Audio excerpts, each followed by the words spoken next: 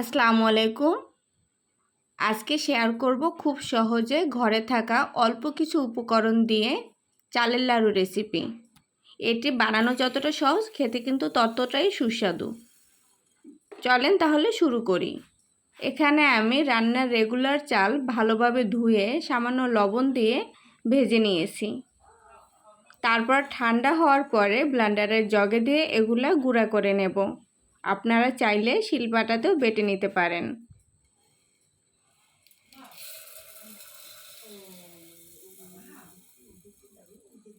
আর এটা যে খুব মিহি করতে হবে এমনটা না, হালকা দানা দানা থাকলে সমস্যা নেই। ব্লেন্ড করা হয়ে গেছে, এই যে দেখে বুঝতে পেরেছেন যে খুব বেশি মিহি করিনি, কিছুটা মিহি হয়েছে আবার কিছুটা কিন্তু দানা আছে। এখন দ্বিতীয় ধাপে চলে যাচ্ছি।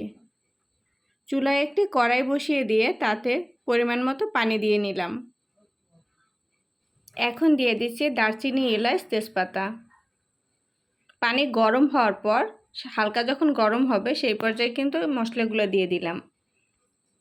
এখন দেব পরিমাণ মতো চিনি। আমি কিন্তু এখানে পানির পরিমাণ বা চিনির পরিমাণ কোনোটাই নির্দিষ্ট করে নিইনি, আন্দাজ করে এখানে পানি দিয়েছি, সেই আন্দাজে এখানে চিনি নিয়েছি।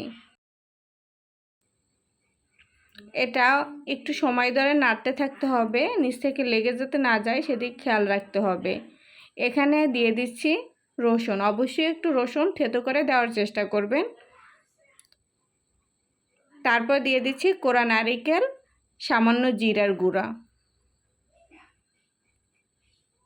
এখন আর কিছু বাকি নেই, সব মশলাগুলোই দেওয়া হয়ে গেছে। চালের লাড়ু বানানোর ক্ষেত্রে নারিকেলটা একটু বেশি দিলেই ভালো হবে। আমি এখানে একটা নারিকেলের অর্ধেকের বেশিটাই দিয়েছি। এবার অনবরত নাড়তে হবে মিডিয়াম আঁচে, নিচ থেকে যাতে লেগে না যায় সেটা কিন্তু খেয়াল করতে হবে। আর আমি কিন্তু লবণ দেই নাই, চাল ভাজার সময় যেহেতু লবণ দিয়েছি তাই আলাদা করে আর লবণ দিলাম না। একটা পর্যায়ে নাড়তে নাড়তে যখন দেখবেন লালচে হয়ে গেছে, আঁশ ধরতে আসে চিনিতে, তখনই কিন্তু আপনার পাকটা সম্পূর্ণভাবে হয়ে যাবে। অনবরত নাড়তে থাকতে হবে। আমার মনে হয় আরেকটু চিনি দিতে হবে। এই পর্যায়ে আমি আরেকটু চিনি দিয়ে নিচ্ছি, কারণ নাড়ু বাঁধার ক্ষেত্রে যদি ঠিকমতো আঁশ না ধরে তাহলে কিন্তু নাড়ুটা ঠিকমতো বাঁধা যাবে না, ক্ষয়ে ক্ষয়ে যাবে। অল্প পরিমাণ চিনি দিয়ে আবারও নাড়তে আসি। অনবরত নাড়তে থাকতে হবে। একটা পর্যায়ে যখন দেখবেন যে না হয়ে গেছে, লাল হয়ে গেছে, হাতে নিয়ে বুঝবেন যে কিছুটা আঁশ ধরছে, এই পর্যায়ে চালের যে গুঁড়াটা সেই গুঁড়াটা দিয়ে দেবো, চাল ভাজার গুঁড়াটা। একবারে পুরো গুঁড়ো দেওয়া যাবে না, অল্প অল্প করে দিতে হবে। আমি 3 ব্যাচে দিয়ে দিচ্ছি।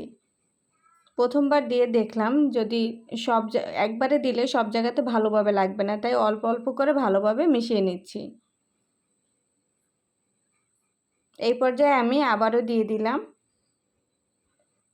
এটাই খুব সময় নিয়ে দিতে হবে, আর খুব ভালোভাবে না মিশালে কিন্তু হবে না।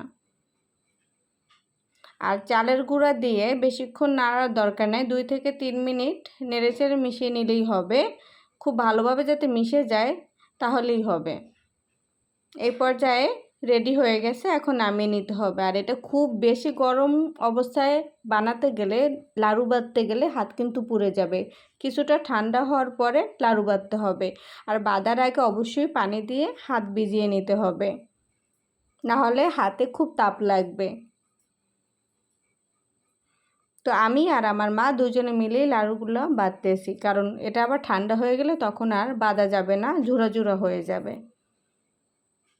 প্রতিবারই হাত পানিতে ভিজিয়ে তারপরে লাড়ু বেঁধে নিচ্ছি।